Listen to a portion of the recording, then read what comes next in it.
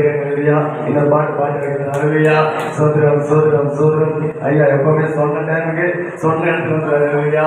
கத்தோட கிருபையில் இல்லையா? என்ன காலம் தெரியல. கத்தோட நடத்துறோம் இல்லையா? என்னை மறவாதவர் விட்டு விலகாதவர் தம்முயிர் தந்து மீட்டு உறவானவர். என்னை மறவா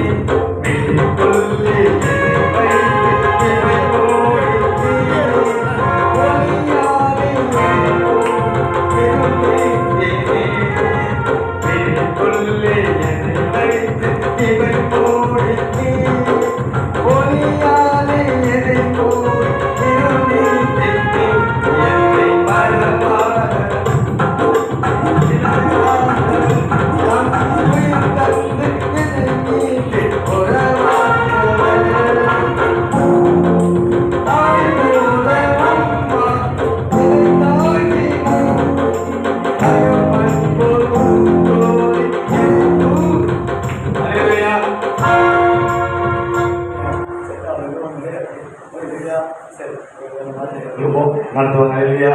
சொல்லுங்க.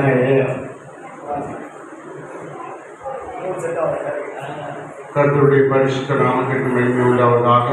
தேவனாகிய கர்த்தர் இன்றைக்கு நம்மை உணர்ந்து சேர்த்திருக்கிறார். அவருடைய நாமத்தை மகிமைப்படுத்தும்படியாக கர்த்தரை துதித்து அவருக்கு மகிமையை செலுத்தும் இந்த ஆண்டு விழாவில் நாம் எல்லாரும் ஸ்தோத்திரத்தோடு துதிகளோடு பாடலோடு தேவனை மகிமைப்படுத்த இந்த நேரத்தில் ஸ்தோத்திரத்தோடு தேவ சமூகத்தில் ஆண்டுகளை மகிமைப்படாய் காணப்படுவோமாக.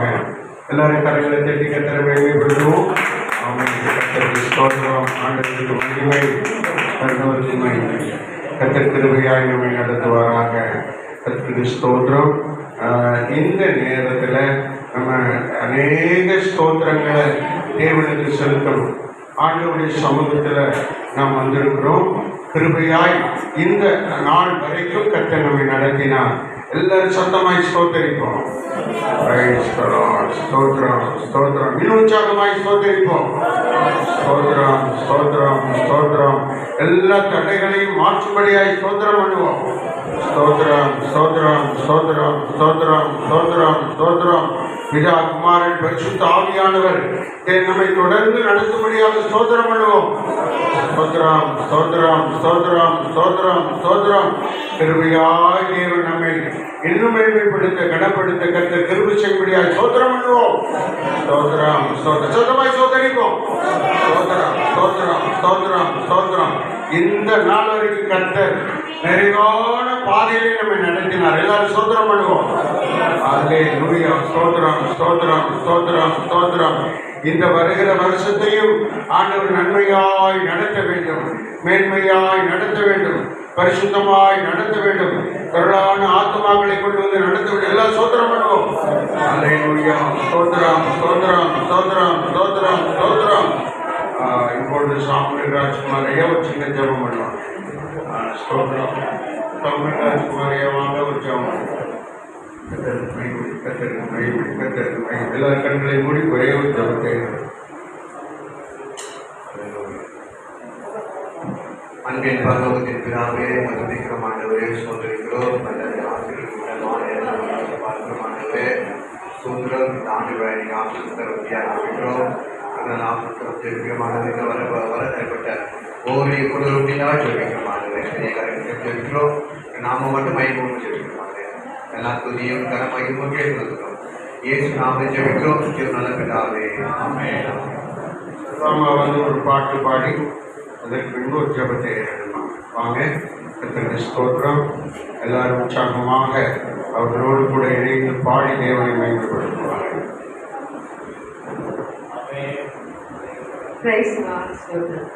இப்பொழுது இருக்கிறதை பார்க்கிறோம். ஆயிரம் மடங்கு கர்த்தர் உன்னை ஆசீர்வதிப்பார். இப்பொழுது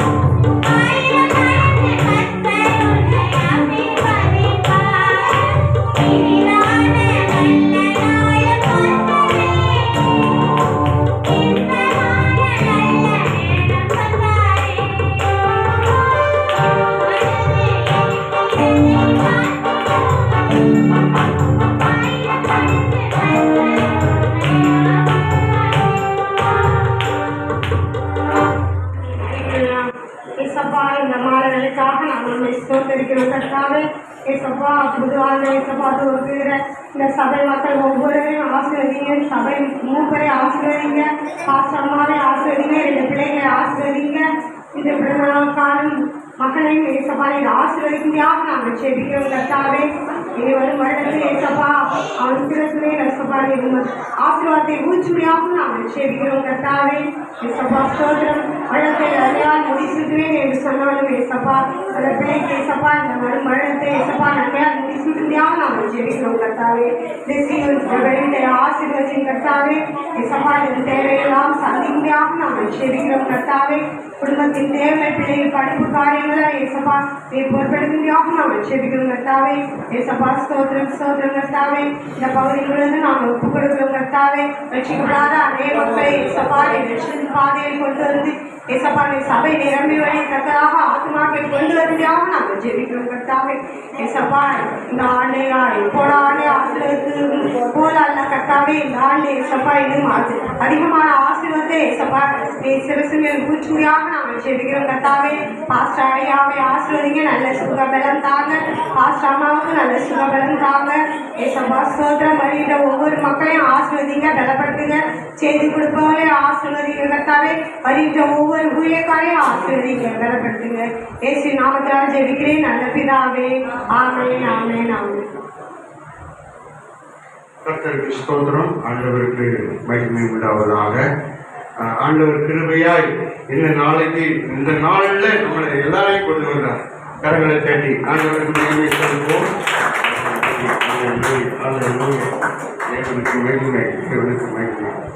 இந்த நாளில் நம்முடைய மத்தியில் சிறப்பு சாட்சியை சொல்லும்படியாக அருமையான ஐயா அவர்கள் வந்திருக்கிறாங்க. அவர்கள் இன்றைக்கு கர்த்தருடைய சமூகத்தில் அவர்களுக்கு தேவன் செய்ததை சாட்சியாக நம்முடைய மத்தியிலே அறிவிப்பாங்க. யாரும் பேசக்கூடாது. சத்தம் இடையில எந்த சத்தமும் போடக்கூடாது. அமைதியாக இருக்கணும். ஸ்தோத்திரம். ஆண்டவர் ஸ்தோத்திரம் இந்த நாளில் மகிழ்ச்சியாக இருக்கும்படி நமக்கு உதவி செய்திருக்கிறார். அல்லேலூயா அல்லேலூயா. தேவனுக்கு மகிமை உண்டாவதாக. மகிழ்ச்சியோடு இருக்கணும். ஸ்தோத்திரம். ஆண்டவரை துதித்துக் கொண்டே ஸ்தோத்தரித்துக் கொண்டே இருக்கணும். அல்லேலூயா. ஆண்டு விழாவை ஆண்டவருக்கு ஆனந்தமாய் கொண்டாடுவோம்.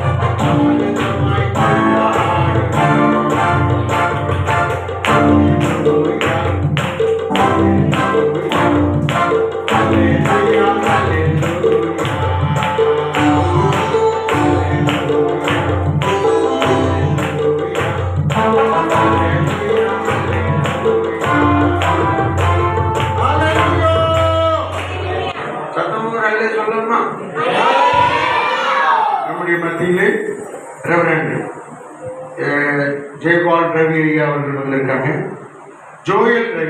ஜோயல் கே ரவி ஐயா அவர்கள் வந்திருக்கிறாங்க.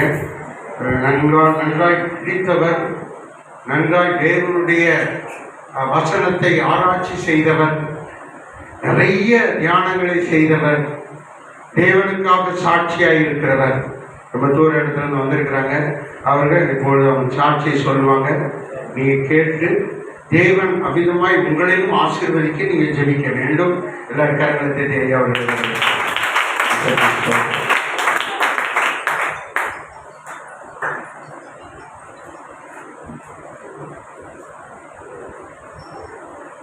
ஆண்டவராகிய இயேசு கிறிஸ்துவின் நாமத்தில் வந்திருக்கிற ஒவ்வொரு தேவ ஊழியர்களுக்கும் வாய்ப்பு கொடுத்த அருமையான பிஷப் ஐயா அவர்களுக்கும் வந்திருக்கிற ஒவ்வொரு சகோதர சகோதரி தாய்மார்களுக்கும் சிறு பிள்ளைகளுக்கும் அருமையான இந்த ஸ்ரீயோன் ஜெப வீடு பாஸ்டர் பெஞ்சமின் பாஸ்டர் அவருடைய குடும்பத்தாருக்கும் இயேசு கிறிஸ்துவின் அன்பின் வார்த்தைகளை தெரிவித்துக் கொள்கிறேன்.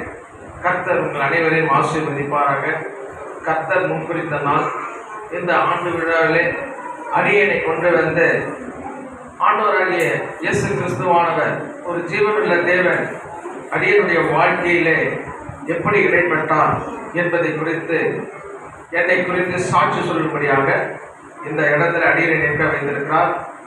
அதற்கு முதலாவதாக கர்த்தருக்கு நான் நன்றி செலுத்துகிறேன். எல்லாரும் கண்களை மூடும், ஜெபிப்போம். பரலோக பிதாவே, அன்பின் பிதாவே, உம்முடைய சித்தம், உம்முடைய பிரியம், உம்முடைய வழிகளின்படி அடியனை இங்கே கொண்டு வந்து நிறுத்திருக்கிறேன், சாட்சியாக வைத்திருக்கிறேன். இன்று அடியனுக்கு ஜீவனை கொடுத்திருக்கிறேன். இந்த 58வது வயதிலே இந்த நாளிலே இந்த இடத்துல ஜீவனோடு என்னை நிற்க வைத்த கிருபைகளுக்காக நன்றி செலுத்துகிறோம். நீர் பேசுகிற தெய்வம், அதிசயங்களும் அற்புதங்களும் செய்கிற தெய்வம், சாபங்களை ஆசீர்வாதம் மாற்றுகிற தெய்வம். உங்களுடைய கரத்தில் ஆண்டவரே இந்த அடியனை முழுமையாக ஒப்புக்கொடுக்கிறேன். நீர் பொறுப்படுத்திக் கொள்ளும். இயேசு கிறிஸ்துவின் நாமத்தில் ஜெபிக்கிறோம் எங்கள் ஜீவனோட நல்ல பிதாவே, ஆமென். என்னுடைய பெயர் ஜோயல் கே ரவி. 1966ஆம் ஆண்டு அமாவாசை தினத்திலே பிறந்தவன். என்னுடைய சொந்த ஊர் காஞ்சிபுரம் பக்கத்தில் இருக்கிற தூசி மாமூண்டர் பக்கத்தில் இருக்கிற ஒரு குக்கிராமம். தொண்டை மண்டல ஆதிசைவ துருவ வேளாளர் முதலியார் குடும்பத்தில் பிறந்தேன். என்னுடைய உற்றார் உறவினர்கள் எல்லாம் கூட்டு குடும்பமாக வாழ்ந்தோம். என்னை எங்கள் குடும்பத்தில் எல்லாரும் நல்ல திடகாத்திரமாக இருப்பார்கள். நான் ஒரு குறை பிரசவத்தில் பிறந்ததுனால என் குடும்பத்தில் நான் ஒரு ஆள் மாத்திரம்தான் ரொம்ப ஒரு அசிங்கமான, பேச தெரியாத, வளர்ச்சி அடையாத, சரீர வளர்ச்சி இல்லாத ஒரு உருவமாய் படைக்கப்பட்டேன். என்னோட உடன் பிறந்த சகோதரர் ஒருவர் அண்ணன் மாத்திரம் இருக்கிறார். என்னுடைய சொந்தங்கள் எல்லாரும் நன்றாக வசதி வாய்ப்புள்ளவர்கள். ஆச்சாரமான ஒரு குடும்பம். கோயில் கட்டி கும்பாபிஷேகம் என்ற ஒரு குடும்பம். இந்த குடும்பத்தில் என்னை நன்றாக படிக்க வைத்தார்கள்.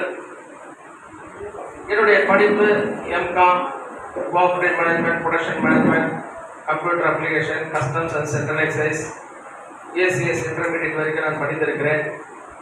நன்றாக படிக்க வைத்தார்கள். நல்ல ஒரு பொசிஷனில் நிறைய கம்பெனிகளிலே நான் வேலைகளை சேர்ந்திருந்தேன். என்னுடைய வாழ்க்கையிலே 1993ஆம் ஆண்டு திருமணம் நடந்தது. நல்லா கிராண்டாக பண்ணினார்கள். எனக்கு வந்த மாமனார் ஒரு தகப்பன் போல ஒரு என்னை நன்றாக வைத்துக் கொள்ளும்படியாக, அவருடைய வீட்டோட மாப்பிள்ளையாக போகும்படியாக கோயம்புத்தூர் பகுதியிலே நான் போய் செட்டில் ஆனேன். பிறகு ஒரு மகன் பிறந்தான். பிறகு 94 மகன் பிறந்தான். 96 ஒரு பெரிய மகள் பிறந்தால். எனக்கு என்னுடைய மாமனார் ஒரு தகப்பன் போல இருந்ததுனால எனக்கு நல்ல வீடுகள்லாம் கட்டி கொடுத்து, என்னுடைய நல்ல செல்வ செழிப்பாய், எனக்கு ஒரு குறையும் இல்லாதபடிக்கு அவர் தங்கத்தட்டில் மாப்பிள்ளை இருந்தது போல என்னை அப்படிதான் நடத்தினார். அவர் தான் எனக்கு எல்லாமே என்று நான் நினைத்தேன். எனக்கு எல்லாமே கடவுள் அவர் தான் அப்படின்ற அப்படிப்பட்ட ஒரு வாழ்க்கையில வாழ்ந்தேன். நான் என்ன கேட்டாலும் எல்லாம் செய்வார். அப்படி இருந்தவர் திடீரென்று 2000ஆம் ஆண்டு அவர் திடீரென்று ஹார்ட் அட்டாக்ல இறந்து விட்டார். என் வாழ்க்கையை இருண்டு போனது போல இருந்தது. பிறகு 2002ஆம் ஆண்டு, அந்த 2 ஆண்டு காலங்கள் நான் சொந்தமாய் பிஸ்னஸ் ஆரம்பித்து கோயம்புத்தூர் பகுதியிலே நிறைய படிப்பை படித்ததுனால ஒரு பெரிய அம்பானி போல ஆக வேண்டும் என்று சொல்லி என்னுடைய சித்தப்பாக்கள், என்னுடைய அண்ணன் எல்லாமே இண்டஸ்ட்ரியலிஸ்ட் தான். எல்லாம் ஸ்ரீபெரும்புதூர் பகுதியில், சென்னை பகுதியில், பெருங்குடி பகுதியிலெல்லாம் அவர்கள் ஃபேக்டரி 1984 நடத்தி கொண்டிருந்தார்கள். அதனாலே நானும் ஒரு பெரிய இண்டஸ்ட்ரியலிஸ்டாக மாறும், ஒரு பெரிய பிஸ்னஸ் மேக்னெட்டாக மாறணும்னு சொல்லி என்னுடைய மாமனார் எனக்கு கொடுத்த பணத்தை எல்லாம் வைத்து பல பிஸ்னஸ்லாம் பண்ணி செய்து கொண்டு வந்தேன். ஐஸ்கிரீம் டிஸ்ட்ரிபியூட்டர்ஷிப் கோயம்புத்தூர் எடுத்தேன். பிறகு பார்சல் ஆஃபீஸ் எடுத்துக்கொண்டேன். கன்சூமர் ப்ராடக்ட் C&F எடுத்தேன். அதனால் பல பிஸ்னஸ் எல்லாம் பண்ணும்படியாக நான் ஈடுபட்டிருந்த பொழுது 2002ஆம் ஆண்டு பிப்ரவரி மாதத்தில் 14 என்னுடைய 3வது மகள் பிறந்தால். அந்த மகள் பிறக்கும் பொழுது ஒரு கடினமான சூழ்நிலையில தான் அந்த குழந்தை பிறந்தது. அந்த குழந்தைக்கு 15வது நாளிலே ரத்தம் குறைந்து விட்டது. பிறகு மறுபடியும் ஏபி பாசிட்டிவ் ரத்தம் ஏற்ற வேண்டிய ஒரு கட்டாயத்தில் இருந்து ஏதோ சாதாரணமான ஒரு காரியம் என்று நினைத்தேன். கோயம்புத்தூர் PSG ஹாஸ்பிட்டலில் அவங்க சொன்ன காரியம், உங்கள் குழந்தைக்கு முதுகு தண்டுவடத்துக்குள் இருக்கிற வெள்ளை அணுக்கள் இல்லை, அதனால் ரத்தம் ஊறுவது கடினம். அந்த போன் மாரோ டிரான்ஸ்பிளேட் பண்ண வேண்டும் என்றால் 8 வயது ஆனால் தான் பண்ண முடியும் என்று சொல்லிவிட்டார்கள். அதனாலே அந்த போன் மாரோ டிரான்ஸ்பிளேட் பண்ணாலும் அந்த முதுகு தண்டுவடத்தை எடுத்து வேற எடுத்து வைக்க வேண்டுமானாலும் ஜீவனுக்கு நாங்கள் கேரண்டி கொடுக்க முடியாது என்று சொல்லிவிட்டார்கள். அந்த குழந்தை பிறந்ததிலிருந்தே அதுக்கு ஸ்கைராக் கொடுக்க வேண்டிய ஒரு சூழ்நிலை வந்துவிட்டது. வெள்ளூர் CMC நாங்கள் அந்த இடத்துல காண்பித்த பொழுதும் அவர்களும் இதே போலதான் சொன்னார்கள். நாங்கள் ஒரு ஆச்சாரமான குடும்பம் இருந்ததுனால நாங்கள் ஜோசியர்கள், குறி சொல்லுகிறவர்கள் எல்லாரிடத்திலையும் பார்த்தோம், ஜாதகம் பார்த்தோம். 3 வயசு கட்டம் இருக்கிறது, 5 வயசு கட்டம் இருக்கிறது, அதற்கு பரிகாரம் செய்ய வேண்டும் என்று சொன்னார்கள். என்னுடைய சாட்சி நான் சொல்லிக் கொண்டிருக்கிறேன், நடந்த உண்மையான சம்பவம். பிறகு அதனால இந்த கண்டத்தை மரண கண்டத்திலையும் 2வது நான் அமாவாசையில் பிறந்ததுனாலே அதில் ஒரு சாபம் இருக்கிறது, வாழ்க்கையை இருட்டு என்று சொல்லி பல ஜோசியர்கள் சொன்னதுனால அதற்கும் பரிகாரம் பண்ண வேண்டும் என்று சொல்லி அவர்கள் நிறைய ஒரு லிஸ்ட் போட்டு எழுதி கொடுத்தார்கள். பல பூஜைகளின் வீட்டிலே செய்யும்படியாக ஆர்டர் பண்ணார்கள். நானும் தமிழ்நாடு, கேரளா, ஆந்திரா, கர்நாடகா பகுதிகளுக்கு திருத்தலங்களுக்கெல்லாம் நான் போய் வந்தேன். 3 ஆண்டு காலங்கள் குழந்தை பிறந்து 3 ஆண்டு காலங்கள் குழந்தை வளரவும் இல்லை, என்னுடைய பிரச்சனை தீரவும் இல்லை. என்னுடைய குழந்தைக்கு 15 நாள் 1 மாதத்துக்கு ஒரு தடவை அந்த ரத்தம் ஏற்ற வேண்டிய சூழ்நிலையே இருந்து கொண்டே இருந்ததுனால ஒரு விடுதலை இல்லாத ஒரு சூழ்நிலையிலே நான் சோர்ந்து போனேன். என்னுடைய பிஸ்னஸை நான் கவனிக்காமல் போனதுனாலே மருத்துவமனைக்கும் பிறகு தமிழ்நாடு, கேரளா, ஆந்திரா, கர்நாடகா திருத்தலங்களுக்கு போவதற்கும் சில பரிகாரங்கள் செய்வதற்கும் அலைந்து திரிந்தேன். அதனாலே பல லட்சங்களை நான் இழந்து விட்டேன். அதனால எனக்கு எல்லா ஒரு என் மேல் இருந்த ஒரு மதிப்பு, எல்லாரிடத்திலும் வந்த அந்த மதிப்பு இறங்கி விட்டது, போய்விட்டது. அந்த சூழ்நிலையிலே சொந்த பந்தங்கள் ஒருவரும் எனக்கு உதவி செய்ய முன்வரவில்லை, விசாரிக்கவே முன்வரவில்லை. அந்த நெருக்கடியான ஒரு சூழ்நிலையில ஏன் என் வாழ்க்கை இப்படி இருக்கிறது என்று சொல்லி வேதனையோடு என்னுடைய அந்த குழந்தை வளராமல் ஒரு பார்க்க ஒவ்வொரு தடவையும் ரத்தம் குறைந்த உடனே அந்த முகத்தை பார்க்கும் பொழுது ஒரு மரணம் கிட்ட நெருங்குவது போல் இருக்கும். அதை கண்டு எனக்கு பயம், மரண பயம் எனக்குள்ளே அடிக்கடி வந்ததுனாலே என்னால் இதிலிருந்து விடுபட வழி இல்லாமல் பல காரியங்கள், அதாவது என்னுடைய மாமனார் கட்டி கொடுத்த சொந்த வீட்டையே வாஸ்து சாஸ்திரத்தை பார்த்து அதன்படி எல்லாம் மாற்றுங்கள் என்று சொன்னார்கள். நான் அதையும் சில காரியங்கள் எல்லாம் செய்து பார்த்தேன். அதிலையும் விடுதலை இல்லாதனால எனக்கு மனவேதனை அதிகமாகி நான் என்னுடைய பூஜை ரூமிலே அமர்ந்திருந்து ஒரு இரவு நான் கேட்டேன், எவ்வளவு 150 பணங்கள் இருந்தது, இதில் உயிருள்ள தெய்வம் யார்? நாளை தினத்திற்குள் எனக்கு வந்து பேச வேண்டும் அந்த உயிருள்ள கடவுள். இல்லை என்றால் நாளை இரவு 6 மணிக்கு நான் தற்கொலை பண்ணிக்கொள்வேன் என்று அந்த தற்கொலை என்னை முடிவில் நான் இருந்தேன். அந்த சூழ்நிலையிலே அடுத்த நாள் காலையிலே இரவெல்லாம் நான் அழுது கொண்டிருந்தேன். 3 குழந்தைகளை பார்த்து கொண்டு அழுது கொண்டிருந்தேன். ஏனால் மான மரியாதை போய்விட்டது. என் பேரில் cheque bounce case, court case, police station எல்லாம் அழைத்து என்னுடைய ஃபைனான்சியல் பொசிஷனை சரி பண்ணுவதற்கு ஒருவரும் 3 ஆண்டு காலம் ஒருவரும் வராதனாலே, அவமானப்பட்டதுனாலே என்னை மாய்த்து கொள்ள, தற்கொலை பண்ணிக்கொள்ள நான் ஒரு தீர்மானம் பண்ணியிருந்தேன். அது யாரிடத்தில், என் மனைவிடத்தில் நான் சொல்லவில்லை. அடுத்த நாள் காலையில் ஒரு 8:30-9 மணிக்கு என்னுடைய மாமனாருடைய ஃபேமிலி ஃப்ரெண்ட், அவங்க ஹஸ்பண்ட் ஒய்ஃப் 2 பேர், அவர் ஈபியில் வேலை செய்கிறார், அவங்க ஒய்ஃபு பேங்க்கில் வேலை செஞ்சவங்க.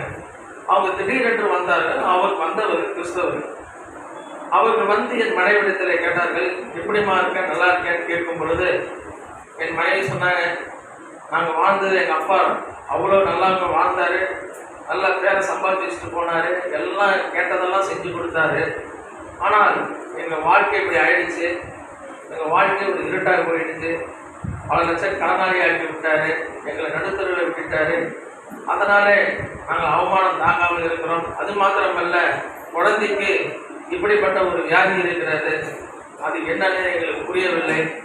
நாங்கள் என்ன பாவம் செய்தோமோ, என்ன சாபமோ, யார் வீட்டு சாபமோ, இதற்கெல்லாம் பரிகாரமே எங்களுக்கு கிடையாதா என்று சொல்லி வேதனைப்பட்ட பொழுது அவர் வந்திருந்த அந்த கணவன் மனைவி என்னை ஒரு இடத்திற்கு அழைத்து போகிறேன் என்று சொன்னார்கள்.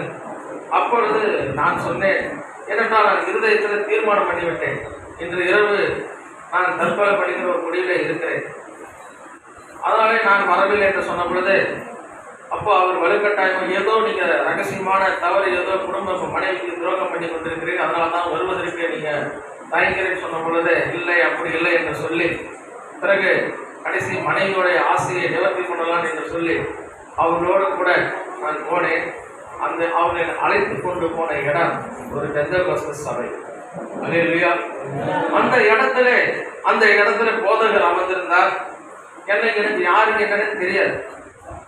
நான் உட்கார வைத்தார்கள், என்னை குறித்து சொன்னார்கள், பல லட்சம் கடன் ஆயிடுச்சு, குழந்தைக்கு கூட பரம்பரை சாபமா, எதனால இந்த சாபம் என்று சொல்லி என் மனைவி எல்லாம் கேள்வி கேட்ட பொழுது அந்த போதகர் சொன்னார், 1.5 மணி நேரம் என்னை குறித்து எல்லாம் கம்ப்ளைண்ட் பண்ணாங்க. அப்போ நான் அமைதியாக இருந்தேன், நான் நிமிர்ந்து பார்க்கவே இல்லை.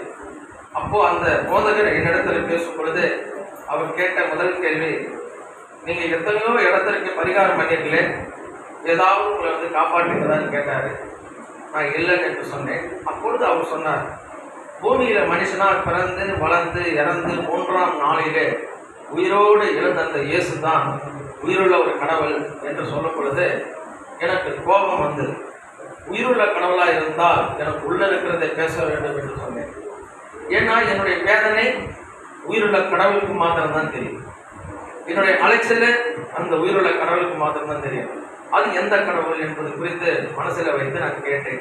அப்பொழுது அவர் சொன்ன காரியம், அந்த உயிருள்ள கடவுளாகிய இயேசு கிறிஸ்துவானவர் தான் உங்களை அழைத்து வந்திருக்கிறார். நேற்றைய தினம் நீங்கள் உயிருள்ள கடவுளை கூப்பிட்டீர்களா இல்லையா? எனக்கு ஒரு ஷாக் ஆயிடுச்சு. நான் என்னுடைய பூஜை ரூமிலே கூப்பிட்டேன் என்று சொன்னேன். அவர் சொன்னார், போட்டோவில் இல்லாத ஒரு கடவுள் தான் அந்த உயிர் தெழுந்த இயேசு. அவர் சிலையும் கிடையாது, அவருக்கு போட்டோவும் கிடையாது. உங்களுடைய கண்ணீருக்கு, உங்களுடைய வேதனை கூக்குரலுக்கு பதில் கொடுக்கும்படியாக தான் உங்களை இந்த இடத்துல அழைத்து வந்திருக்கிறார். நீங்கள் அவரை நம்பினால் உங்கள் வாழ்க்கை தலையெழுத்து எல்லாம் மாறும் என்று சொன்னார். நான் முதல் யோசனை பண்ணேன், எப்படி நான் கூப்பிட்டது இவருக்கு தெரியும். அப்போ 2வது கேள்வி கேட்பேன், மறைக்காமல் சொல்லுங்கன்னாரு. என்னன்னு கேட்டேன், இன்னைக்குள்ள அந்த உயிருள்ள கடவுள் வரவில்லை என்றால் இன்று இரவு நீங்கள் தற்கொலை பண்ணிக்கிற முடிவில் இருந்தீர்களா என்று கேட்ட பொழுது அவர் காலை முடித்து அழுது, உண்மைதான், என்னால் முடியல, நான் தனிமையாக்கப்பட்டேன், 3 வருஷம் நான் அலைஞ்சேன் திரிஞ்சேன், வைத்தியக்காரனாக நான் சுற்றி கொண்டிருந்தேன், ஒருவரை என்னை விசாரிக்கவில்லை, என்னுடைய படித்த படிப்பு எல்லாமே வீணாக போச்சு, நான் ஒரு படித்த முட்டாள் ஆகிட்டேன் அப்படின்னு சொல்லி அழுத பொழுது அவரிடத்துல கேட்ட நான் கேள்வி, அடுத்து நான் என்ன செய்யணும்னு கேட்ட பொழுது அவர் சொன்னார், 30 நாள் தேவாலயத்தில் அமர்ந்திருந்து நீங்கள் உங்கள் கஷ்டம் கவலைகளை எல்லாவற்றையும் அந்த இயேசுவிடத்தில் முறையிடுங்கள், 30 நாளுக்குள் கண்டிப்பாய் அவர் உங்களுக்கு அற்புதம் செய்வார் என்று சொன்னார். உடனே என் மனைவி பார்த்தார்கள், 30 நாள் அல்ல 30 வருஷமானால் நீங்களே வைத்துக் கொள்ளுங்கள், இவராலே எங்கள் குடும்பத்துக்கு ஒரு பிரயோஜனம் இல்லை என்று சொல்லி என்னை அங்கே விட்டு போய்விட்டார். பிறகு 15வது நாள் நான் அந்த தேவாலயத்தில் அங்கே இருந்தேன். அங்கே ஒரு பெரிய ஷெட்டு போல இருந்தது. அந்த இடத்துல என்னுடைய கஷ்டத்தெல்லாம் சொன்ன 501 ரூபா ரிலையன்ஸ் மொபைல் மாத்திரம்தான் என்கிட்ட இருந்தது. அந்த இடத்துல கதறினேன், இயேசுவே நீர்தான் உயிருள்ள கடவுள் என்று இப்படி ஒரு ஐயா சொல்றாரு, நீங்க உயிருள்ள கடவுளா இருந்தா என் தலையெழுத்தை மாத்துங்க, என் கடன் பிரச்சனையை தீர்த்து வைங்க, என்னுடைய மகளுக்கு அந்த வியாதியை சுத்தமாக நீக்கி போடுங்க, அந்த ரசம் இறங்கக்கூடாது, இன்னும் அந்த பிளட் கேன்சருங்கிற பேரும் வரக்கூடாது, அந்த பேரே வராதபடிக்கு நீ செய்யும், என் பிள்ளைக்கு ஜீவனை கொடும் அப்படின்னு சொல்லி நான் அழுதேன். 15வது நாள் கரெக்டாக 3 வருடம் எட்டி பார்க்காத என் உடன் பிறந்த சகோதரன் என்னை தேடி கோயம்புத்தூருக்கு வந்து, சென்னையில் இருந்தார், அங்கிருந்து கோயம்புத்தூருக்கு வந்து ஃபோன் அடிக்கிறார். உன்னை நான் பார்க்க வந்திருக்கிறேன், உங்கள்கிட்ட பேசணும், தயவு செய்து நீ வந்து என்னை வந்து பாரு எங்கே இருக்கிறேன்னு கேட்டார். நான் ஒரு சர்ச்சில் இருக்கேன்னு சொன்னேன். அவர் சொன்னார், நான் சாய்பா காலனியில் லாட்ஜில் தங்கியிருக்கிறேன், உன்னை பார்க்கணும் வான்னு சொல்லும் பொழுது எனக்கு கோபம் வந்தது. 3 வருஷம் எட்டி பார்க்காம விசாரிக்காம போனியே, இன்னைக்கு உயிரோடு இருக்கிறனா செத்து போயிட்டேன்னு பார்க்கறதுக்கு புல்லு முளைஞ்சிருக்கான்னு பார்க்க வந்திருக்கியா, இல்லை அப்பா அம்மா சொல்லி அச்சாங்க போய் பார்த்துட்டு வாங்க உயிரோடு இருக்கானா இல்லையான்னு சொல்லி கோபமாக பேசினேன். அப்போது அந்த போதகர் வந்திருந்தார், உள்ள வராதப்பதான் அவர் சொன்னார், தேவாலயத்திற்குள்ள சத்தம் போட்டு பேசக்கூடாது, இப்படி கத்தக்கூடாது, இப்படி கோபப்படக்கூடாது, அமைதலாக இருங்க அப்படின்னு சொல்லி. என்ன விஷயம் என்று கேட்டால், என் உடன் பிறந்த சகோதரன் 3 ஆண்டுகள் வராதவன் வந்திருக்கிறார், எனக்கு முகத்தை பார்க்க பிடிக்கவில்லை, செத்தாலும் அவர் முகத்திலே நான் முடிக்க மாட்டேன் என்று சொன்ன பொழுது அந்த போதகர் சொன்னார், நீங்கள் செத்தால் உங்கள் முகத்தை நீங்கள் முடிக்கவே முடியாது, அதனால இந்த வார்த்தையெல்லாம் சொல்லக்கூடாது என்று சொல்லி என்ன சொன்னார் என்று கரெக்டாக சொல்லுகிறாரு. அவர் லாட்ஜில் தங்கியிருக்காரு, வந்து பார்க்க சொல்லியிருக்கிறான்னு சொன்னார். உடனே என்னை அவர் ஸ்கூட்டரில் உட்கார வைத்து கொண்டு போய் அந்த லாட்ஜ் வாசலில் என்னை கொண்டு போய் நிறுத்தினேன். என்கிட்ட ஒரு பைபிள், புதுசாக ஒரு பைபிள் என்கிட்ட கொடுத்தாரு. அப்போ அந்த வாசலில் லாட்ஜ் வாசலில் நிற்க இறக்கி விடும் பொழுது எல்லா கடன்காரர்களும் வந்துருந்தாங்க. பிரைவேட் ஃபைனான்ஸு, கந்து வட்டி, மீட்டர் வட்டி, கறிக்கடைக்காரன், இப்படி ஒரு இடத்துல ஏகப்பட்ட கடன் நான் வாங்கினதுனால அத்தனை பேர் என்னை பிடிக்கும்படியாக அத்தனை பேர் அந்த வாசலில் லாட்ஜி கீழே வாசலில் நின்று கொண்டிருந்தார்கள். எனக்கு கை காலெல்லாம் நடுங்கிவிட்டது. உடனே அவர்கிட்ட நான் சொன்னேன், என்னை கொன்றுவாங்க போல இருக்கு, தயவுசெய்து என்னை கூப்பிட்டு போயிருங்க, இவங்க முன்னாடி நிறுத்தாதீங்க சொல்லும் பொழுது அவர் சொன்னார், நீங்கள் சாகரங்களுக்கு 4 வார்த்தையை மறந்துடாதீங்க. என்ன வார்த்தைன்னு பார்த்தீங்கன்னா, முதல் வார்த்தை ஆண்டவர் சொல்றாரு, நான் உன்னை விட்டு விலகுவதும் இல்லை, உன்னை கைவிடுவதும் இல்லை என்று சொல்றாரு. 2வது வார்த்தை, நீ உயிரோடு இருக்கிற நாளெல்லாம் நான் உன்னோடு கூட இருப்பேன் என்று சொல்கிறார். 3வது காரியம், ஒருவனும் உன் மேல் கை போடுவதில்லை. இந்த 3 வார்த்தைகளை சொன்னது மாத்திரமல்ல, அந்த திரும்ப அந்த வார்த்தை, நான் உன்னை விட்டு விலகுவதும் இல்லை, உன்னை கைவிடுவதில்லை. நீங்க கடைசி வரைக்கும் இந்த வார்த்தைகளை நீங்க நம்பியிருந்தால் உங்க வாழ்க்கையில எத்தனை சோதனைகள் வந்தாலும் ஒன்றும் உங்களை மேற்கொள்ள முடியாது என்று சொல்லி என்னை அனுப்பினார். நான் ரோடை கிராஸ் பண்ணி இந்த லாட்ஜுக்குள்ள நுழைந்த பொழுது அத்தனை கடன்கள் என்னை முறைத்து கொண்டு நின்றிருந்தார்கள். நான் நடந்து உள்ளே போனேன். ரூம்ல எங்கள் உடன் பிறந்த சகோதரன் அமர்ந்திருந்தார். என்னுடைய பெரிய பிரதரன்லாம் என் ஒய்ஃப் எல்லாம் வந்து உட்காந்துருந்தாங்க. எல்லாரும் உட்காந்து பேசுனாங்க. எங்கள் அண்ணன் கேட்டார், காலையில் 10:30 மணி என்ன ஆச்சு ஏதாச்சுன்னாரு. இப்படி இவ்வளோ கடன் கேட்டார். நான் உடனே வர சொல்லிட்டேன், என் கையில் இருக்கிறது பைபிள் மாத்திரம்தான், வேறு யாருமே இல்லை. அதனால் கடன்காரன்ட்ட நான் என்ன பேச முடியும், நான் பேசுறது ஒன்றுமே இல்லைன்ன பொழுது அப்போ அவர் சொன்னார், சரி கடன்காரன்ட்ட நான் பேசட்டுமான்னாரு. நீங்கள் பேசி சமாளிங்க. அப்போது ஒவ்வொரு கடன்காரனும் அவர் கூப்பிட்டாரு. மத்தியானம் 3 பேங்க்குக்காரங்களாம் செக்கை கொடுத்தாரு, பேங்க்குக்காரங்களாம் கேஷ் கொடுத்தாரு, ப்ரைவேட் ஃபைனான்ஸ்காரெலாம் அவருடைய செக்கை கொடுத்தாரு. காலையில் 10:30 மணிக்கு செட்டில்மெண்ட் ஆரம்பித்தார். மத்தியானம் 2:30 மணிக்கு அந்த செட்டில்மெண்ட்டை முடித்தார். பல லட்ச ரூபாய், அது நான் சொல்ல விருப்பப்படவில்லை எவ்வளோ அமௌண்ட் என்று. அந்த அமௌண்ட்டை அவர் கட்டி முடித்தார். 2வது காரியம், அவர் சொன்ன காரியம், உங்கள் பொண்ணுடைய மகளுக்கு மருத்துவ செலவு நான் ஏற்றுக்கொள்கிறேன் என்று சொன்னார். 3வது காரியம், அவருடைய கம்பெனியிலே எனக்கு finance manager post, accounts manager post, 25,000 சம்பளத்துக்கு உனக்கு வேலை அப்பாயின்மெண்ட்டு நான் போட்டிருக்கிறேன். கம்பெனி ஃபேக்ட்ரி நான் தண்டலத்தில், ஸ்ரீபெரும்புதூர் பக்கத்தில் தண்டலத்தில் காஸ்மிக் இண்டஸ்ட்ரி ஃபேக்ட்ரி நான் ஓப்பன் பண்ண போகிறேன். அப்போ நான் ஓப்பன் பண்ணும்போது சொல்கிறேன், நீ அங்கே வந்து ஜாயின் பண்ணு, அது வரைக்கும் நீ வேலைக்கும் போக வேண்டாம், பிஸ்னஸும் பண்ண வேண்டாம், ஏதோ ஒரு சர்ச்சுக்கு போகிற பார்த்தியா, அந்த சர்ச்சில் அமைதியாக போய் வந்து கொண்டு இருக்குன்னு சொன்னார். அதே போல் என் மனைவிக்கு அவங்க சொன்னாங்க, எங்கள் அப்பாவுடைய செலவு நிறைய எடுத்து எங்கள் அப்பாவுடைய பணத்தெல்லாம் நிறைய செலவு பண்ணிட்டான்னு சொல்லும் பொழுது அவர்களுக்கும் அவருடைய செக்கை கொடுத்தார். எனக்கு ஆண்டவராக இயேசு கிறிஸ்துவானவர் முதல் செய்த அற்புதம் வந்து என் கடனை அடைத்தார். அல்லேலூயா. 3 வருஷ காலங்கள் அலைந்து கடன்காரனுக்கு பதில் சொல்லி நான் சோர்ந்து போய் வெளியில தலை காட்ட முடியாது இருந்த என்னை கதறி அழுது என் கஷ்டத்தை சொன்னதற்கு 15வது நாளிலே முதல் அற்புதம் செய்தார். 2வது அற்புதம் பாருங்க. இந்த அற்புதம் முதல் நாள் செஞ்சு 2:30 மணிக்கு முடிஞ்ச எங்க அண்ணன் கார் எடுத்துட்டு சென்னைக்கு போயிட்டாரு. பிறகு என் மனைவி சொன்னாங்க, வாங்க வீட்டுக்கு போகலாம் அப்படின்னு. நான் அப்ப சொன்னேன், எனக்கு அற்புதம் செய்த அந்த இயேசுக்கு நான் முதலாவதாக தேவாலயத்தில் போய் நன்றி சொல்லிட்டு வீட்டுக்கு வருவேன். இன்னைக்கு வரைக்கும் 2006 நடந்தது. இன்றைய தினம் வரைக்கும் எனக்கு என்ன அற்புதம் செய்தாலும், ஒவ்வொரு நாளும் அற்புதம் செய்தாலும் செய்யலனாலும் என்னோட ஜீவனும் சுவாசத்தையும் இன்னைக்கு வரைக்கும் அவர் வைத்திருக்கிறார். இல்லை என்றால் நான் இறந்து 15 ஆண்டு காலமாயிருக்கும். என்னுடைய ஆத்மா நரகத்திற்கு தான் போயிருக்கும். தற்கொலை அன்னைக்கே நான் பண்ணியிருப்பேன். இது முதல் செய்த அற்புதம். தேவாலயத்திற்கு போய் ஆண்டவர் நன்றி செலுத்த பொழுது அந்த போதகர் சொன்னார், உங்க குழந்தையை நீங்கள் தூக்கி கொண்டு வந்தால் நிச்சயமா அந்த குழந்தைக்கு ஜெபித்தால் வியாதி சுகமாகும் என்று சொன்னார். நானும் என் மனைவி வாரம் அந்த குழந்தையை தேவாலயத்தை தூக்கி கொண்டு போனோம். 3 வருஷம் வளராத குழந்தை 3.5 மாசத்திலே இப்படி தூக்கிட்டு போன குழந்தை அடுத்தது இடுப்புல தூக்கிட்டு போனோம். அதுக்கப்புறம் நடக்க வச்சு அல்லேலூயா அல்லேலூயா. அது 2வது அற்புதம் அவர் செய்தார். ரத்தம் குறைந்து நின்றது. பிள்ளைக்கு ஸ்கூலுக்கு சேர்த்தாங்க, அட்மிஷன் போட்டோம். இந்த 2வது அற்புதம் நடந்தது. அது மாத்திரமல்ல, எங்கள் அண்ணனுடைய கம்பெனிக்கு வேலை கிடைச்சி அந்த கம்பெனிக்கு ஃபைனான்ஸ் மேனேஜராக நான் போய் ஜாயின் பண்ணிட்டேன்.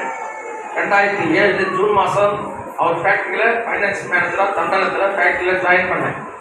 அப்போது வேலையில் நான் இருந்தபொழுது வாரம் தவறாமல் ஞாயிற்றுக்கிழமை ஆனால் நான் சின்னமலை சர்ச்சுக்கு நான் போயிடுவேன்.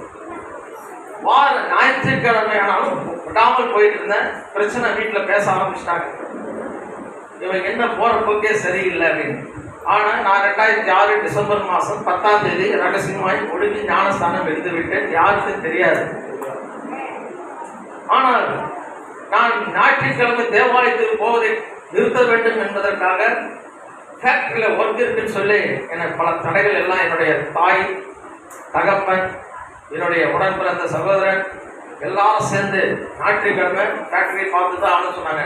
1 கோடி ரூபா கொடுத்தா கூட நான் ஞாயிற்றுக்கிழமை வேலை செய்ய மாட்டேன், அப்படிப்பட்ட வேலை எனக்கு வேண்டாம் என்று சொன்னேன்.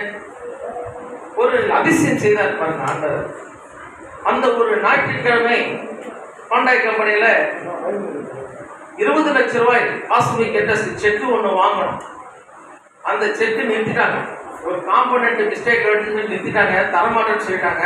ஆனால் அந்த ரெக்டிஃபிகேஷன் பண்ணுறதுக்கு அந்த காசுமி கம்பெனியோடைய எம்டி இல்லை ஃபைனான்ஸ் மேனேஜர், கம்பெனியோடைய சிஓ, இங்கே 3 பேர் வரணும் அப்படின்னு சொன்னாங்க. அது ஞாயிற்றுக்கிழமையாயிடுச்சு. அந்த சண்டே அங்கே வரலன்னு சொன்னாங்க. எங்கள் அண்ணா எனக்கு ஃபோன் பண்ணுறாரு, நீங்கள் சிஓவும் போயிட்டு அந்த செக்கு வாங்கிட்டு வாங்க. என்ன பேசுவே தெரியாது, எனக்கு செக்கு வந்தாகணும் அப்படின்னாரு. நான் சொன்னேன், 1 கோடி ரூபா கொடுத்தா கூட சண்டே எடுத்து நான் சர்ச்சுக்கு நான் போயாகும். நான் சர்ச்சுக்கு போகாமல் எங்கே நான் வரமாட்டேன் அப்படின்னு சொன்னேன். நான் அடுத்த சண்டே காலையில் நேரத்தில் நான் சர்ச்சுக்கு போயிட்டேன். 5 சர்வீஸு நான் சர்ச்சில் அட்டன் பண்ணிட்டே இருக்கிறேன் விடாமல். அப்போ ஒரு வசனம் வந்து, பயப்படாதே நான் உன்னோட கூட இருக்கிறேன், திகையாதே நான் உன் தேவன், உன்னை பலப்படுத்தி சகாயம் செய்வேன், நீதி மலக்கரத்தினாலே உன்னை தாங்குவேன் என்று ஏசாயா 41:10 வசனத்திலே சொல்லிட்டே இருப்பார். அந்த 4 வசனம் ஆரம்பத்தில் சொன்னார் பார்த்தீங்களா, 4வது வசனம் இதுதான். அந்த வசனம் எனக்கு பட்டுட்டே இருந்தது. என் ஃபோனில் பார்த்தீங்கன்னா ஒரு 30-40 மிஸ்டு கால் என் அண்ணன் வந்து. சண்டே சர்ச்சு முடிச்சுட்டு நான் என்னுடைய ஸ்ரீபெரும்புதூர் ரூமுக்கு நான் போகும்போது எங்கள் அண்ணன் காரில் வந்து கெட்ட வார்த்தையிலே எனக்கு திட்டினார். எங்கள் அப்பாவும் கார் எடுத்துட்டு வந்தார், அம்மாவும் அப்பாவும் வந்து பயங்கரமாக திட்டினாங்க. அவன் சொல்கிறான், அவன் சம்பளம் வாங்குற நாய், அவன் சம்பளம் கொடுக்குறவன், அவன் சொல்கிறத நீ கேட்கணும். அப்படி என்ன இயேசுவுக்கு பெரிய அற்புதத்தை செய்வார். 20 லட்சம் ரூபா பேமெண்ட் வாங்கணும்னு சொல்லிட்டு இருக்கிறாரு. நீங்கள் போகாமல் விட்டதுனால அந்த பேமெண்ட் ஸ்டாப் ஆயிடுச்சு, இனி அந்த பேமெண்ட்டை வராதுன்னு சொல்லிட்டாங்க, நீ கொடுத்து அந்த 20 லட்ச ரூபான்னு கேட்கும்பொழுது, இல்லை உங்க ஏசு அந்த 20 லட்சம் கொடுப்பாரா சொல்லுடா அப்படின்னு சொல்லி எங்கள் அப்பா பயங்கரமாக கோபப்பட்டு பேசினார். நான் ஒன்றுமே பேசலை. ஏன்னா என்னைக்கு நான் பைபிள் எடுத்தனோ அன்னிலிருந்து எனக்கு ஆண்டவர் சொல்லி கொடுத்த காரியம், பொறுமையாரு, அமைதலாயிரு, சாந்தமாயிரு, கோபப்பட்டுறாரு, வாக்குவாதம் பண்ணிடாது, தர்க்கம் பண்ணிடாது. இத்தனை சுபாவம் ஆண்டவருக்கு முன்னாடி எனக்கு இருக்குது. ஆனால் இந்த வார்த்தை தேவாலயத்தில் போதகர் மூலயமா எனக்கு சில கண்டிஷன்லாம் அப்படிதான் இருக்குன்னு சொல்லி கொடுத்தாரு. அதனால நான் வாயே திறக்கல, அமைதியாக இருந்தேன். எல்லாம் திட்டிட்டு போயிட்டாங்க. நாளைக்கு நீ ஃபேக்ட்ரிக்கே வராதுன்னு சொல்லிட்டு போயிட்டாங்க. அடுத்த நாள் காலையில் 8 மணிக்கு திங்கட்கிழமை காலையில் என்னுடைய விசிட்டிங் கார்டு எடுத்துக்கிட்டு அந்த கான்டாக்ட் கம்பெனியில் போய் அந்த விசிட்டிங் கார்டு காமிச்சிட்டு உள்ள ஒரு டைரக்டர் இருக்காரு. அந்த டைரக்டர், அதாவது ஃபைனான்ஸ் டைரக்டர், அவர் போய் பாருங்க. நேராக உள்ளே போனேன். அங்கே ஒரு ரிசப்ஷன் மாதிரி தான் அங்கே உட்கார வச்சுட்டாங்க. அப்போது அங்கே டிபார்ட்மெண்ட்டு யாருமே இல்லை. திடீர்னு ஒருத்தர் ஒயிட் ஷர்ட் போட்டிருந்தாரு, பிளாக் பேண்ட் போட்டிருந்தாரு, ஒரு கொரியன் வந்தார், என்னை பார்த்தாரு, மேலே கேள்வி பார்த்தாரு. பார்த்துட்டு அவர் லாங்குவேஜில் கேபின் வாங்கிட்டார். அவர் பேசுகிற லாங்குவேஜ் எனக்கு தெரியாது, கொரியன் லாங்குவேஜ். அதனால் நானும் என்ன பண்ணேன், உள்ளே போனேன். உள்ளே போனால் அவர் டேபிளில் அவர் எதுக்கு டேபிள் சீட்டை கை காமிச்சார். நான் உட்கார்றதுக்கு முன்னாடி டேபிளில் பார்த்தா ஹோலி பைபிள் இருந்துச்சு. நான் பார்த்த உடனே பிரைஸ் த லார்ட், கை வைத்த பிரைஸ் த லார்டுன்னு சொன்ன உடனே அவர் எழுந்திருந்து பிரைஸ் த லார்டு சொன்னார். உடனே வாட்ஸ்அப் ப்ராப்ளம்னாரு. உடனே அந்த ஜிஎம் ஓடி வந்து இந்த கம்பெனி காம்பனண்ட் ரிஜெக்ஷன் ஆகிடுச்சு, அதனால் பேமெண்ட்டு பெண்டிங் வச்சு கொடுக்கூடாதுன்னு சொல்லி அவர் லாங்குவேஜில் அவர் சொல்கிறார். உடனே உட்காந்து சொன்னார், இம்மிடியட்டாக செக் பாஸ் பண்ணுங்க. அவர் தான் கம்பெனி எம்பி, கொரியாவில் அந்த கம்பெனி கரந்தடி பயன்படுத்தலாம். 20 லட்ச ரூபா பேமெண்ட்டு செக்கு கொடுத்தாரு. அது மாத்திரமல்ல, எங்கள் சிஓ வர சொல்லி உங்கள் கம்பெனிக்கு ஆர்டர் மந்த்லி உங்களுக்கு 60 லட்ச ரூபாய்க்குள்ள ஆர்டர் காம்பனண்ட் ஆர்டர் உங்களுக்கு இருக்கு, வந்து மீட் பண்ண சொல்லுங்கன்னு சொல்லிட்டு என்ன காஃபி டீ கொஞ்சம் அரேஞ்ச் பண்ண சொல்லி குடிக்க வச்சு என்னை கனப்படுத்தினார். கரந்தடி மையப்படுத்தினாங்க. ஆக்சிஸ் பேங்கில் அந்த செக்கை போட்டுட்டு அந்த கவுண்டர் பையில எடுத்துட்டு நான் ஃபேக்ட்ரிக்கு போகிறேன்.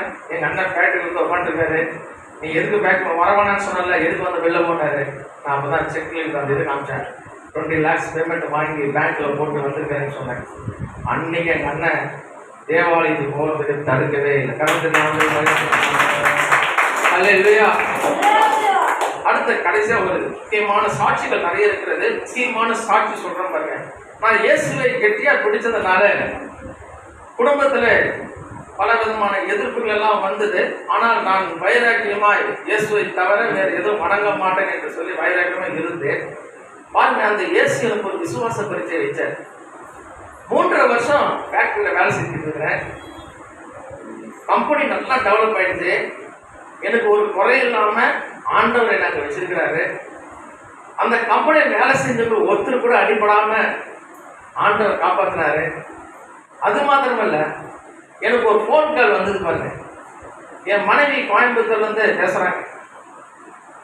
இந்த மாதிரி நம்ம பொண்ணுக்கு உடம்பு சரியில்லை, 2009 மார்ச் மாதம் 12ஆம் தேதி பிஎஸ்ஜி ஹாஸ்பிட்டலில் தர்ஷினி ரவிங்கிற பேஷண்ட் நேமு, சீஃப் டாக்டர் பேர் டாக்டர் ஜான் மத்தை. உங்களுக்கு சாட்சி அங்கே கேட்டிங்கன்னா அந்த லிஸ்ட்டில் அங்கே இருக்கும், ரிப்போர்ட் இருக்கு. அப்போது அங்கேருந்து எனக்கு ஃபோன் வருது, உங்கள் பொண்ணு ஐசியூவில் இருக்க, உடனே புறப்பட்டு வாங்கினேன். நான் உடனே எங்கள் அண்ணன் சொன்னார், நீ உடனே புறப்பட்டு போ, என்ன சூழ்நிலை பார்த்துட்டு எனக்கு சொல்லு, நான் அங்கே வந்தேன் அப்படின்னேன். நான் உடனே புறப்பட்டு அங்கே போய் பார்த்த பொழுது அந்த டாக்டர் ஜான் மத்தை அவருடைய அசிஸ்டன்ட் கேட்டு டாக்டராக இருந்தாங்க. அவங்க எல்லாம் வந்து சொன்னாங்க, ரிப்போர்ட்டு கையில் வச்சுருக்கிறாங்க. அவங்க வந்து சொன்னாங்க, உங்கள் பொண்ணுக்கு டெங்கு காய்ச்சல், எல்லா செல்ஸும் அவுட்டு, அதனால் உங்களுக்கு பொண்ணுக்கு பல்ஸ் டவுன் ஆகிட்டு இருக்கு. நாங்கள் மேக்ஸிமம் எல்லாம் ட்ரை பண்ணிட்டோம், பிளட்டும் ஏற்ற முடியல, ட்ரிப்ஸும் ஏற மாட்டேங்குது, அதனால் வெரி சாரி அப்படின்னு சொன்னாங்க. நீங்கள் கும்பிட்ற கடவுளை கும்பிட்டுங்க அப்படின்னா. நான் உடனே சொன்னேன், நான் கும்பிட்ற கடவுளை என்னை கைவிட மாட்டாங்க.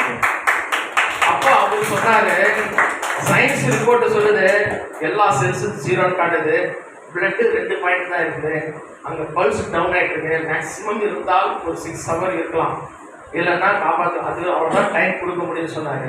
நான் சொன்னேன், அந்த சயின்ஸ் ரிப்போர்ட்டை மாத்துறவர் என் கடவுள். அப்பதான் அந்த கடவுள் யாருன்னு கேட்ட பொழுது நான் வணங்குற கடவுள் அந்த இயேசு தான் அப்படின்னு சொன்னேன். அப்போ நான் கத்திட்டேன், என்ன அறியாம நான் வணங்குற இயேசு என்னை கைவிட மாட்டார், அவர் தான் உண்மையான கடவுள் என்று சொல்லி கத்தும் பொழுது எல்லாரும் சொன்னாங்க ரொம்ப டிப்ரெஸ் ஆயிட்டாரு, அவர் வீட்டு கையெழுத்தெல்லாம் வாங்கிட்டு அவர் வீட்டுக்கு கூப்பிட்டு போயிருக்க அப்படின்ட்டாங்க. அப்போ எல்லா சொந்தக்காரங்களாம் ஃப்ளைட்டை பிடிச்ச எல்லாம் காரில் வந்து எங்கள் சித்தப்பா வீட்டில் எல்லாரும் வந்துடுறாங்க. ஹாஸ்பிட்டலில் கூட்டமாக இருக்கிறாங்க, சொந்த பந்தங்கள்லாம் நிற்கிறாங்க. என் உள்ளேருந்து நர்ஸ் வந்து சொல்கிறாங்க, உங்கள் பொண்ணுக்கு பாடி ஐஸ் மாதிரி ஆயிடுச்சு அப்படின்னாங்க. என் மனைவி உள்ளேருந்து வெளில வந்தாங்க, அழுதுகிட்டே வெளியில் வந்தாங்க. அது பெரிய நீட்டாக இருக்கும். அங்கேருந்து உள்ளேருந்து அந்த கிளாஸ் டோர் திறந்து உள்ளது நேராக வராங்க, இந்த வெளியிலேருந்து கிளாஸ் டோர் நான் பார்த்துட்டு இருக்கிறேன். அப்போ என் ஒய்ஃப் அழுதுகிட்டே வெளியில் வந்தாங்க. எங்கள் சொந்த பந்தெல்லாம் எங்கள் சித்தப்பா சித்தி எங்கள் அண்ணன் எல்லாருமே நின்றுட்டு இருந்தாங்க. நைட்டு 8:30 இருக்கும். என் மனைவி வந்து கேட்டாங்க, எங்கள் சொந்த பந்தெல்லாம் இருக்கிறவங்க கேட்டாங்க, ஏசு ஏசுன்னு சொல்லிட்டு போனியாடா, உன் பிள்ளையை கொண்டுட்டியாடா, குலதெய்வத்துக்கு செய்ய வேண்டிய வேலையை செய்யாமல் போயிட்டியாடா அப்படின்னு சொல்லும் பொழுது என் மனைவி அந்த சட்டையை பிடிச்சி கேட்டாங்க, இப்போ அந்த இயேசு காப்பாற்றுவாரா, இப்போ சொல்லு அந்த இயேசு குழந்தைய காப்பாற்றுவாரா, அந்த பேர் பார், எல்லாம் முடிஞ்சு போச்சு, பாடி ஐஸ் ஆயிடுச்சு, கண்ணு நின்று போச்சு, காதுல ரத்தம், மூக்குல ரத்தம், வாயில ரத்தம், மோஷன் பண்ணுறது ரத்தம் வந்துச்சு, ஒன்றுமே இல்லாமல் நிற்குது, கரெக்டாக மாதிரி இருக்கு, எல்லாம் முடிஞ்சு போச்சுன்னு சொல்லி என் சட்டையை பிடிச்ச போது நான் ஒரே ஒரு வார்த்தை சொன்னேன், நான் வணங்குற இயேசு எனக்கு எது செய்தாலும் நன்மை தான் செய்யும். இப்போ கூட சொல்கிறேன், நீ இயேசுன்னு கூப்பிட்டு பாரு, காப்பாற்றணும்னா என்னை கேளுன்னு சொல்லிட்டு இருக்கும் பொழுதே எல்லாம் கத்தி அழுதுட்டு இருக்கிறாங்க. நர்ஸு ஓடி வராங்க, 2 நர்ஸு ஓடி வரும்போது இவங்க வெளியிலேருந்து எல்லாம் கத்தி அழுகிறாங்க.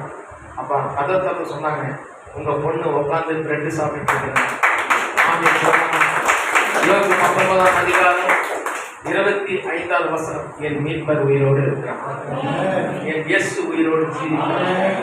கடைசி அன்னைக்கு பிடிச்சங்க உலகம் முழுதுமே சாட்சி சொல்லுனாரு.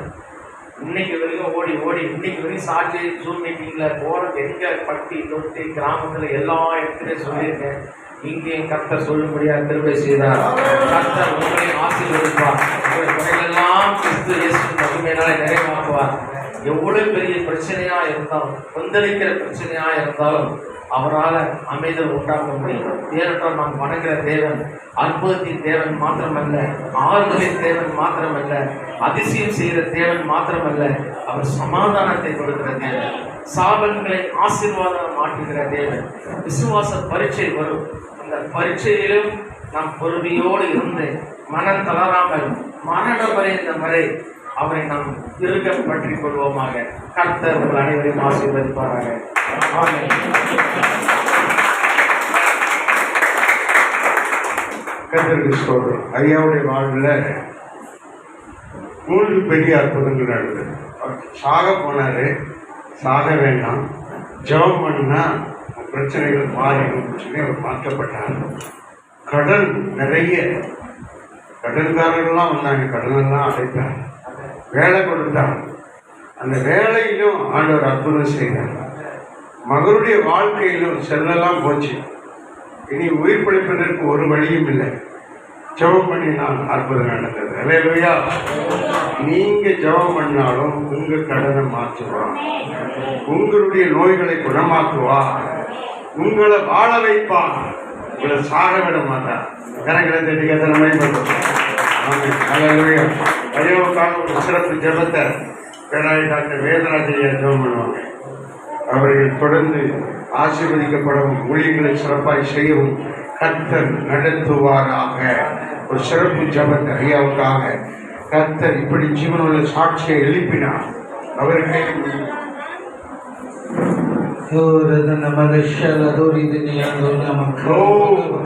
என் மீட்பர் உயிரோடு இருக்கிறார். பட்டுப்போனதை பரிணாமமாக்கி உலர்ந்தது இல்லாததை இருக்கிறவரை நமக்கு கனமகிமையானவர். அப்பா, மடித்து போற இந்த ஆத்துமா மண்ணுக்கு மண்ணா புழுதிக்கு புழுதியா சாம்பலாக்கு சாம்பலா போக வேண்டியது இந்த உயிருள்ளவர் செய்த மேலான அற்புதங்கள் அவர் உள்ளத்தில் இன்னும் அநேகம் உண்டு. இன்னும் அநேகருக்கு சொல்ல வேண்டியதுண்டு.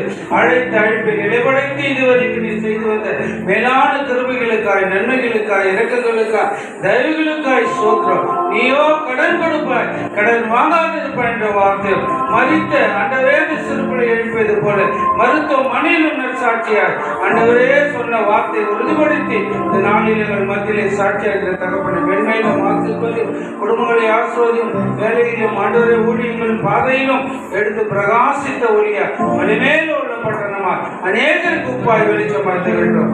தொடர்ந்து கிருபை அவரை குடும்பங்களை ஊழியங்களுக்காக இயேசுவின் நாமத்தில்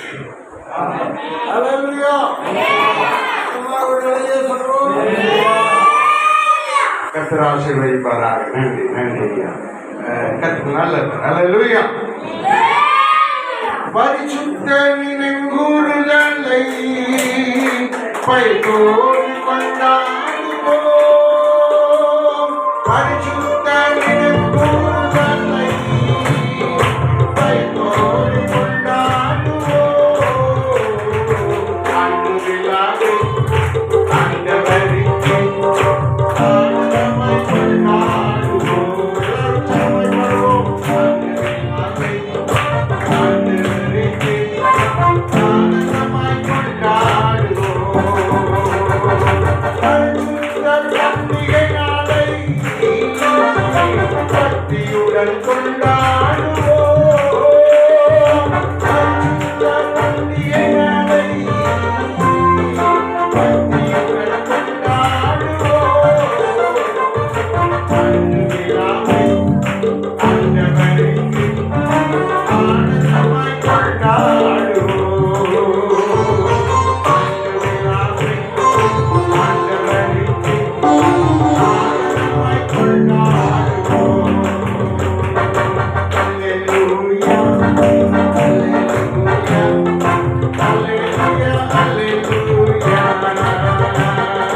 அல்லேலூயா, அல்லேலூயா, அல்லேலூயா, அல்லேலூயா. தேவன் நல்லவர். அல்லேலூயா. அவர் இன்றைக்கும் அற்புதங்களை செய்து கொண்டிருக்கிறார், உயிரோடு இருக்கிறார். கரங்களை தட்டி எல்லாம் உற்சாகமாய் கரங்களை தட்டி ஆண்டவருக்கே மகிமை. இப்பொழுது ஒரு வாழ்த்துறை அருமையான நம்முடைய ஸ்தோத்திர ஐக்கியத்தினுடைய பொதுச் செயலாளர் டாக்டர் பங்கன்ராஜ் ஐயா அவர்கள் இந்த ஆண்டு